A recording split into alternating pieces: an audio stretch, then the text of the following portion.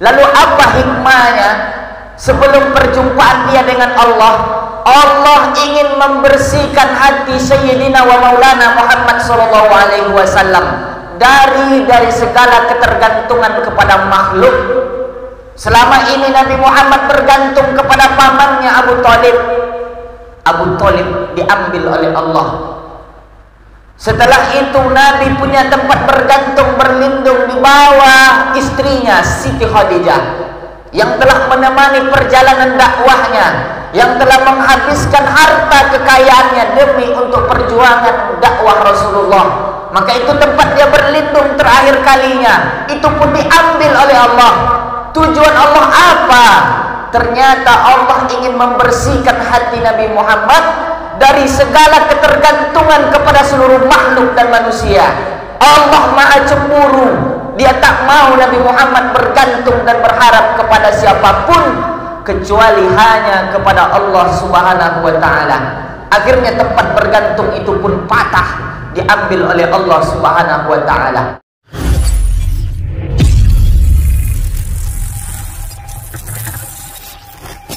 Bismillahirrahmanirrahim. Alhamdulillahi rabbil alamin.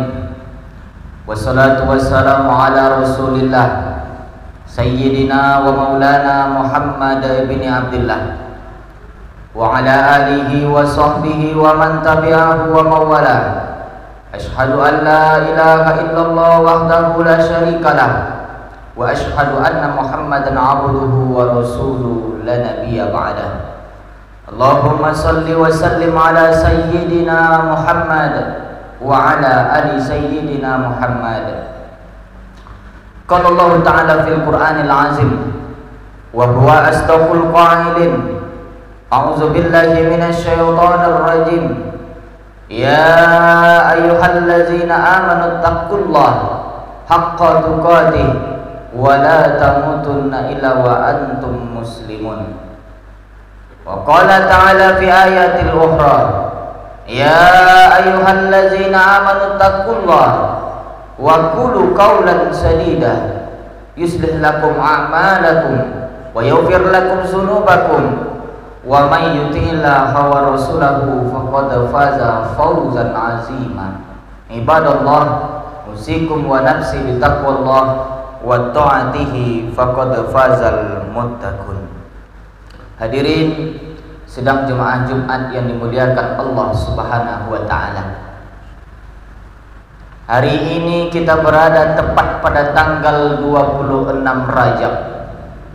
Ketika suara azan dikumandangkan oleh muazin maghrib nanti, maka masuklah tanggal 27 Rajab. Lalu tragedi apa yang terjadi hari itu? Kalau kita kembali membuka lembaran sejarah, kita putar kembali 14 abad yang silam, kurang lebih, bahwa tepat pada tanggal itu Nabi Muhammad sallallahu alaihi wasallam pulang dari negeri Taif. Ini sebelum keberangkatannya Isra dan Mi'raj. Maka perjalanan Isra dan Mi'raj itu ada banyak hikmah yang bisa kita ambil. Tapi tujuannya satu. Tujuan pertemuan Nabi Muhammad sallallahu alaihi wasallam dengan kekasihnya Allah Subhanahu wa taala hanya satu tujuan, menjemput perintah salat di Sidratul Muntaha. Tapi ada hikmah di balik itu semua. Banyak perjalanan lika-liku, tragedi itu, kejadian yang disaksikan oleh Nabi. Tapi yang perlu kita ketahui, sebelum keberangkatan Nabi Isra dan Mi'raj itu, Nabi baru saja pulang dari negeri Taif. Apa tujuan beliau ke negeri Taif? Beliau diutus sebagai seorang Nabi dan Rasul, menyampaikan risalah, mengajak umat untuk beragama Islam, bersyahadat la ilaha illallah, bertauhid. Tapi dia ditolak di kampungnya. Dia diusir dari kampungnya, dibunuh karakternya, dan terakhir permusuhan itu semakin besar, semakin tak lagi tertanggung oleh Nabi, Satu-satu terakhir yang dilakukan oleh masyarakat kaum kafir Quraisy di kota Makkah waktu itu mengembargo Nabi Muhammad SAW. Setelah karakternya dibunuh, Nabi Muhammad dituduh, difitnah dengan berbagai macam tuduhan, tak mempan, lalu diserang lagi keluarganya, tak mempan, terakhir diserang karakternya dan usahanya. Akhirnya Nabi Muhammad SAW berangkat ke negeri Taif. Dia berangkat ke negeri Taif dalam keadaan sedih. Kesedihan pertama, dia diusir, ditolak di kampung tempat kelahirannya sendiri. Kesedihan yang kedua adalah wafatnya orang yang paling dia sayang. Dua orang yang paling dia cinta, pamannya Abu Thalib, yang kedua istrinya Siti Khadijah. Tempat dia bergantung satu-satunya adalah Siti Khadijah setelah pamannya wafat. Pun tempat wafatnya itu patah, diambil oleh Allah Subhanahu wa ta'ala. Lalu apa hikmahnya? Sebelum perjumpaan dia dengan Allah, Allah ingin membersihkan hati Sayyidina wa Maulana Muhammad SAW dari segala ketergantungan kepada makhluk. Selama ini Nabi Muhammad bergantung kepada pamannya Abu Thalib. Abu Thalib diambil oleh Allah. Setelah itu Nabi punya tempat bergantung, berlindung di bawah istrinya Siti Khadijah, yang telah menemani perjalanan dakwahnya, yang telah menghabiskan harta kekayaannya demi untuk perjuangan dakwah Rasulullah. Maka itu tempat dia berlindung terakhir kalinya, itu pun diambil oleh Allah. Tujuan Allah apa? Ternyata Allah ingin membersihkan hati Nabi Muhammad dari segala ketergantungan kepada seluruh makhluk dan manusia. Allah Maha Cemburu. Dia tak mau Nabi Muhammad bergantung dan berharap kepada siapapun kecuali hanya kepada Allah Subhanahu wa ta'ala. Akhirnya tempat bergantung itu pun patah, diambil oleh Allah Subhanahu wa ta'ala. Dia berangkat ke negeri Taif, berangkat dari negeri kota Makkah, tanah kelahirannya. Sengaja dia tak naik kuda dan onta, sengaja dia berjalan kaki, karena dia diintai oleh orang-orang Quraisy.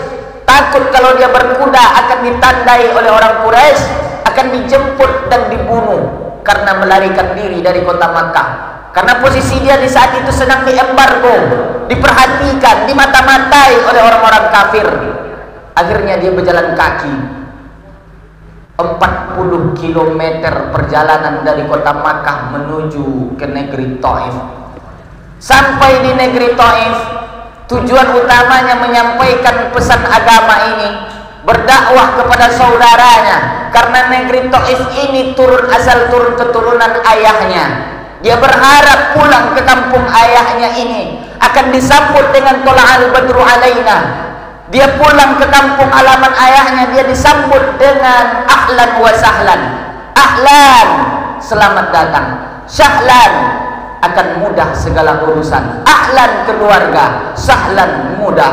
Kau datang sebagai keluarga. Wa sahlan, dan kau datang seluruh urusanmu mudah. Tapi tidak, dia tidak disambut dengan ahlan wa sahlan. Justru kedatangannya menimbulkan kebencian di hati masyarakat Taif waktu itu, sehingga dakwahnya tak diterima oleh kaumnya, sehingga dakwahnya tak lagi diterima, justru dibenci dan dicaci maki. Lebih daripada itu, Nabi Muhammad SAW dilempar dengan batu, dilempar dengan pelepah kurma, dilempar dengan ranting kayu. Semua orang mencaci maki, mensumpah serapa orang yang paling mulia di atas dunia itu. Akhirnya dia bersembunyi di balik bukit. Di saat itu dia tenadahkan tangannya ke hadapan Allah Subhanahu wa ta'ala. Ya Allah, hari ini ku sebutkan segala, ku serahkan segala kelemahan dan kekuranganku kepadamu ya Allah. Tak ada lagi tempatku mengadu kecuali hanya kepada Engkau. Maka kuserahkan semuanya kepada Engkau ya Allah. Mendengar doa Nabi yang bercucuran air mata, belum lagi betisnya yang terluka oleh lemparan pelepah kurma oleh masyarakat Taif. dia menderita, dia sedih, berangkat dalam kesedihan. Ternyata sampai di sana kesedihan itu bukan hilang, justru kesedihan itu semakin bertambah. Dia dilempar dengan batu, dia dilempar dengan pelepah kurma. Dia hanya sanggup berdoa di balik bukit. Dia tidak berdoa mensumpah serapah, mencaci maki masyarakat Taif. Justru dia berdoa hanya menyerahkan segala hidup dan matinya kepada Allah atas ketidakberdayaan dan kelemahannya. Akhirnya Allah mengutus 2 malaikat untuk datang kepada Sayyidina Muhammad sallallahu alaihi wasallam. Pertama, malaikat Jibril diutus oleh Allah. Apa kata Jibril? Hai Muhammad, andaikan setetes darah yang mengalir dari betismu itu Muhammad, mengalir jatuh setetes saja ke atas tanah ini, maka akan kuratakan negeri Taif itu Muhammad, akan kuhancurkan masyarakat Taif itu. Seketika Nabi Muhammad SAW mengusap darah yang sedang mengalir dari betisnya, bergelinang dengan sandalnya, dia usap, dia sapu, dia bersihkan agar darah itu tak menetes ke atas bumi ini. Andaikan itu menetes, rata masyarakat Taif waktu itu. Tapi Nabi tak mau itu terjadi. Tak usah wahai malaikat Jibril, cukuplah Allah jadi tempat penolongku. Datang malaikat kedua.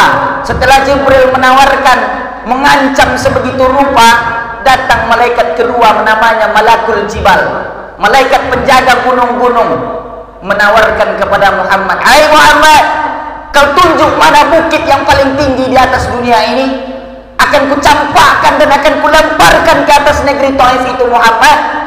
Tunjuk mana bukit yang kau suka, tunjuk mana bukit, ada 2 bukit yang paling besar di kota Mekah itu, kau tunjuk salah satunya Muhammad, akan kucampakkan bukit itu ke atas negeri Taif. Tapi apa kata Nabi Muhammad? Jangan Malakul Jibal, jangan, cukup Allah sebagai pembalas dari segala perbuatan masyarakat Taif. Akhirnya malaikat pun pulang ke asalnya. Berangkat dari Nabi Muhammad, semua tawaran dan ancaman yang diberikan malaikat itu ditolak mentah-mentah oleh Nabi Muhammad. Menetes air matanya, keluar darahnya yang suci dari badannya, dilempar, disiksa, dianiaya, dizolimi oleh orang-orang kafir waktu itu. Tapi tak ada sedikit pun rasa dendam di hatinya. Justru yang keluar dari kata-katanya, berdoa dia untuk kedua kalinya kepada Allah. Ya Allah, wa akhrijna min aslabihim, aku serahkan segala kelemahanku dan tolong kau keluarkan dari tulang sulbi anak keturunan cucu orang Taif ini, orang yang tak akan mempersekutukan engkau ya Allah, yang tak akan menyembah orang selain engkau ya Allah. Maka hari ini doa itu dikabulkan Allah. 100% merasakan masyarakat Taif beragama Islam, bertauhid asyhadu an la ilaha illallah. Maka hari itu doanya dikabulkan Allah. Hatinya sedang terluka, sedih, pelipur lara, hanyalah sebuah doa yang dikabulkan Allah Subhanahu wa taala. Maka pulang dari masyarakat, pulang dari negeri Taif itulah hatinya dikembali untuk kedua kalinya dibersihkan oleh malaikat Jibril di sumur Zam-Zam. Setelah itu dia baru diberangkatkan, diperjalankan Isra dan Mi'raj. Banyak orang tak percaya, banyak orang tak meyakini perjalanan ini, terutama orang-orang kafir Quraisy waktu itu. Mana mungkin perjalanan yang semestinya ditempuh dalam jangka waktu 30 hari tembus oleh Nabi Muhammad 1 malam. Banyak orang tak yakin. Maka itu Isra Mi'raj adalah sebuah kejadian yang menfilter mana orang beriman, mana orang fasik, mana orang yang betul-betul percaya kepada Allah, mana yang tidak. Maka orang yang paling pertama percaya itu adalah Sayyidina Abu Bakar As-Siddiq. Maka justru gelarnya As-Siddiq, orang yang paling percaya kepada Nabi Muhammad. Karena perjalanan itu tidak berjalan, tapi dia diperjalankan. Subhanallazina asra bi'abdihi, Maha suci Allah yang memperjalankan hambanya. Dia memperjalankan, tidak berjalan. kalau berjalan berarti atas dasar kemauan manusia, tapi diperjalankan, kita diperjalankan oleh Allah, maka tak ada yang mustahil dari perjalanan itu. Dia naik kendaraan yang bisa menembus sekencang kilat di langit, sejauh mata memandang, maka diperjalankan dari Masjidil Haram ke Masjidil Aqsa di Palestina. Habis itu dia sholat 2 rakaat, maka namanya wa imamur rasul, dia imam pemimpin dari seluruh rasul, karena di Masjidil Aqsa Palestina itu dia sholat 2 rakaat, dia yang sebagai imam, sementara makmumnya adalah 24 rasul sebelum dia. Setelah itu barulah dia mi'raj, naik dari Masjidil Aqsa Palestina, naik ke atas langit, berjumpa dengan sahabatnya. Di langit pertama moyangnya, kakeknya Nabi Adam. Naik ke langit kedua berjumpa dengan Nabi Isa. Naik ke langit ketiga berjumpa dengan Nabi Yusuf. Naik ke langit keempat berjumpa dengan Nabi Yahya. Naik langit kelima dia berjumpa dengan Nabi Harun Idris. Naik ke langit ke-6 dia berjumpa dengan Nabi Musa. Naik ke langit ke-7 baru dia berjumpa dengan kakeknya, itulah dia Nabi Ibrahim alaihissalam. Dari langit ke-7 mau menuju ke Sidratul Muntaha, barulah dia berpisah dengan malaikat Jibril. Hai Muhammad, aku tak bisa menemani engkau naik ke atas karena aku tak diizinkan untuk naik, kau saja yang naik Muhammad. Akhirnya Muhammad naik dari langit ke-7 ke Sidratul Muntaha, barulah dia berjumpa. Itulah tragedi yang paling dibuat oleh Allah untuk menghibur hati Nabi Muhammad SAW. Setelah tempat bergantungnya patah, setelah tempat dia berlindung habis, lalu dia dicaci maki, disumpah serapah, dianiaya di atas dunia ini, lalu Allah bersihkan hatinya, lalu Allah buat sebuah kisah memperjalankan dia dalam satu malam. Untuk apa? Untuk berjumpa dengan Allah. Apa tujuannya perjumpaan dia dengan Allah? Tak lain dan tak bukan untuk menghibur hati Muhammad SAW. Menghibur itulah dia diperjumpakan dengan Allah. Namun di dalam tujuan itu ada tujuan yang lebih penting. Itulah dia menjemput perintah sholat 5 waktu sehari semalam. Banyak orang tak meyakini apa betul kejadian ini. Kalau memang betul berarti Allah bersemayam di Sidratul Muntaha. Tidak, Allah tidak bersemayam di Sidratul Muntaha, tapi Allah meletakkan Nabi Muhammad di Sidratul Muntaha untuk berjumpa dengan Allah.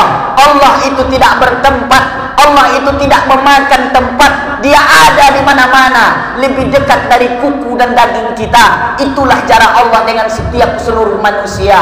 Maka orang yang mengatakan Allah bertempat di Sidratul Muntaha berarti Allah itu tak Tuhan lagi, karena dia bertempat dan setiap makhluk itu bertempat, maka Allah hilang ketuhanannya, batal sifat dia yang 20. Ini mesti kita yakini saudaraku, bahwa kehadiran datang ke Sidratul Muntaha bukan bertemu, tapi memang Allah meletakkan Nabi Muhammad di Sidratul Muntaha itu karena dia ingin memberikan perintah yang mulia ini di tempat paling tertinggi di atas ciptaan kuasa Allah ini. Itulah dia Sidratul Muntaha. Maka sholat itu bukan perintah biasa saudaraku. Makanya apa kata Nabi? Man taraka sholat muta'ammidan, siapa yang meninggalkan sholat dengan sengaja, faqad kafaro jiharo, maka dia kafir secara nyata. Sakingkan begitu kuasa Allah memberikan perintah yang tak biasa ini. Kalau puasa ayat saja turun, kalau perintah zakat, haji, umrah, wakaf, perintah itu hanya turun ayat saja. Tapi kenapa perintah yang satu ini mesti dijemput ke atas? Kenapa dia mesti dijemput? Karena perintah ini tak main-main. Maka orang yang tak mau sholat, yang meninggalkan sholat 5 waktu sehari semalam dengan sengaja, tidak ada uzur, tidak ada keringanan bagi setiap muslim. Setiap muslim yang sudah mengaku beragama Islam, sudah terang dia otaknya dewasa, meninggalkan sholat maka kafir dia secara nyata. Zohir kafirnya, jelas kafirnya. Orang yang keluar dari Islam itu namanya kafir. Kalau orang kafir tak perlu lagi jenazah ini disembayangkan, dikafankan, dikuburkan, dicampakkan saja ke sungai. Begitu kerasnya agama ini dalam sholat, karena perintah itu bukan main-main, karena perintah itu merupakan dijemput ke atas, perintah yang paling mulia, berjumpa dengan Allah, lalu diletakkan di atas tempat yang paling mulia, Sidratul Muntaha.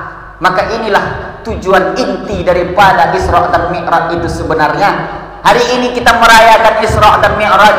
Berapa banyak orang yang bertubi-tubi datang ke pengajian Pekan Tabligh Akbar merayakan Isra dan Mi'raj, tapi sholatnya belum sempurna. Padahal tujuan inti daripada Isra dan Mi'raj itu adalah menjemput perintah sholat.